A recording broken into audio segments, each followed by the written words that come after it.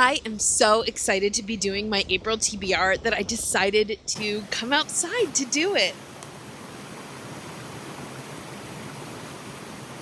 So I have books to share with you for April. I'm going to start with the book that we're reading for the Cozy Reader Book Club, and that is Anna and Her Daughters by D.E. Stevenson. So in this we follow Anna and her three daughters, Helen, Jane, and Rosalie, I think.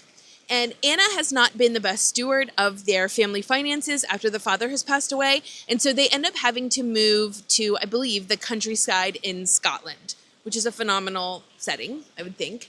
But the oldest daughter is very unhappy with this move, and so I think she flees to Edinburgh pretty quickly. We actually get the perspective mostly from Jane, who is, I believe, the youngest daughter through all of this. It ends up that there is a young man who arrives on the scene, and all three sisters seem to be vying for his specific attention as a marriage prospect.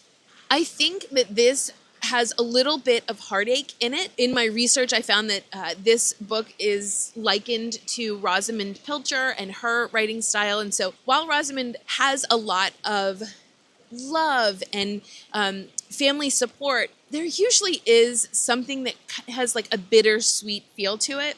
And I think that this book has that as well. But I'm excited to read this with the Cozy Reader Book Club and have all of us talk about it. So hopefully you'll be able to join us.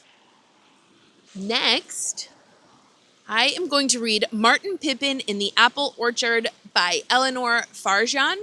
This was written in 1922. This, I believe, is a British childhood classic novel. I had not ever heard of this author, but I did find this book and was totally enthralled by the cover, the beauty of it. Even the back is just really lovely. And my understanding of this is it's so very fairy tale-esque. It has whimsical prose that just feels very lyrical and lovely. There are 6 females, as indicated by what is on the outside of the book, as well as Martin Pippin himself. And my understanding is that Martin acts sort of like an intercessor in love. And so these are, I think, 6 women who have sworn off relationships, sworn off love, and Martin Pippin visits each of them with his instrument, and I think woos them back, not to him, but to the idea of falling in love. So it'll be interesting to see and to compare this with other children's classics that I've read. Again, it was published in 1922, so I think there's probably some archaic language. My understanding is it is not a fast read, but that it is really incomparable in its genre. Next, I have Mai Mochizuki's The Full Moon Coffee Shop. This coffee shop does not have a fixed location. It kind of arrives wherever based on whim. And not only that, when you go into this coffee shop, you actually don't place an order. Instead, your order arrives based on what your needs are and kind of meeting whatever emptiness that you have. In addition to that fantastical element, there are cats that talk and that give you life wisdom. And as I absolutely love the cozy fantasy genre, I cannot imagine a whimsical coffee shop that arrives with cats that can give you wisdom in life. I can't imagine anything being better than that. So I'm really hoping for just a nice, cozy choice for this. Next, I have the 4th book in the Magical Bookshop mystery series. This is Verse and Vengeance by Amanda Flower. Each book is kind of set in a certain season of the year. The 2nd book is set in the fall. The 3rd book is set in January. And this 4th book looks like it is set in the spring season or warmer time, so I thought it would be perfect for an April read. In this, we follow Violet. She has returned back to town to help her grandmother run their magical bookshop. What makes this bookshop magical is that there is a tree that lives in the middle of the shop, and this tree seems to have given the bookshop, which is built around this tree, the ability to know which books are perfectly suited for which customers. And as Violet is continually put into a situation where she is solving murder mysteries, the bookshop tries to help her by giving her specific books that help guide her to solve the mystery. The thing that I love about Amanda Flower is that in her Magical Bookshop series, she has a theme for each book based on authors. So we've got Louisa May Alcott, or we have Ralph Waldo Emerson. And in this one, she chose Walt Whitman's works to help guide Violet in solving the mystery. I will say, I think they changed publishers. The first couple of books were one publisher, and then they switched to this publisher, which is Crooked Lane Books. And I will confess, I found some typos in that third book. I'm hoping that there won't be typos in this. I have enjoyed the mystery. Again, just kind of looking for that cozy seasonal read that's light, just kind of a simple mystery read that just is entertaining more than really difficult to solve.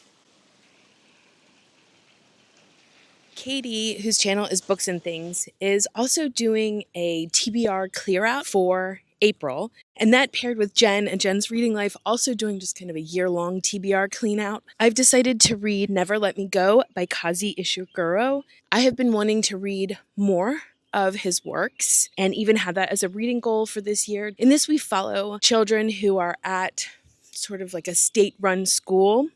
And I think there's something kind of strange going on within this school, but I haven't done a lot of research into it because I feel like that could spoil it. But I do know that this book is when they've actually, I believe, become adults and they're kind of looking back on their school experience. So this is not a super long book. It's under 300 pages. So I'm hoping to finally get to this in April. I've got a few books to share that I'm going to read on my Kindle. One of my reading goals for the year was to use my Kindle more. And something that I have found to be an unexpected pleasure is switching out the decorations on my Kindle for each season. I decided this year to do just this lovely little warm weather montage of flower arrangements and hats. It just makes me smile. And even though outside we're really not seeing a lot of green or a lot of flowers yet, that is soon to come. So the first book that I'm going to read on my Kindle is the Unselected Journals of Emma M. Lyon by Beth Browers. I will be reading the 4th volume since April is the 4th month, and I am joining Jen of Jen's Reading Life in the read-along of that throughout the year. I actually did a little vlog style reading the 3rd volume. I do think, again, that if you haven't read the first 3 and you want to join the read-along, the first few volumes are actually pretty slim, and I think you could catch up. So I'm excited to dive back into St. Crispin's and to just kind of get to see what Emma is up to by reading her journal. So we get to know Emma M. Lyon through her journal entries, which I love because I think it gives you a very intimate perspective into Emma's life. I am so excited to get back into the town of St. Crispin and to see what Emma gets up to with all of her friends, to see what books she's going to collect. So if you haven't started this is a story of a young lady who is living in Lapis Lazuli, which is a house. She's a bit beholden to a family member who is not her biggest fan. She's living in a garret. They have a tenant who is living in Lapis Lazuli Minor, who is kind of helping to make sure that there are funds coming in to Emma's bank account. There's just so much hijinks that Emma gets into. She's also got a benefactor aunt who takes care of her, not necessarily for Emma's benefit, but Emma gets the benefits simply because her aunt wants her involvement in certain activities. And so that allows Emma to get a wardrobe, for instance, and maybe be invited to some events where she's able to rub elbows with the gentry in the area. It's just a lovely set of volumes that really feel like they have been written in the past, even though they're written in modern times. Again, I'm going to be reading the 4th book in a volume of what is currently, I believe, 8, and the 9th volume will be coming out later this year. Volume 4 starts in September, so each volume is kind of a certain part of the year. I think it's like a quarter of the year, 3 months of the year. All of the Emma M. Lyon books are on Kindle Unlimited, which is easy access, but I am sure that I'm going to be purchasing physical copies for myself, probably as a birthday gift to myself. The next book that I'm going to read on my Kindle is an arc called The Amalfi Curse by Sarah Penner. This is coming out April 29th. I have not read any of Sarah Penner's works, but am excited to. I do want to read her The Lost Apothecary. I believe that's also on Kindle Unlimited, and I believe it is in my library, but I will read this arc first so that I can get my review in on NetGalley. In this, we follow two timelines, one of which is that of sea witches who kind of can control the currents of the sea to protect Positano, which is a small little town on the Amalfi coast. The other timeline is of a young lady who is a diver who looks for sunken treasure. I love the nautical pirate theme.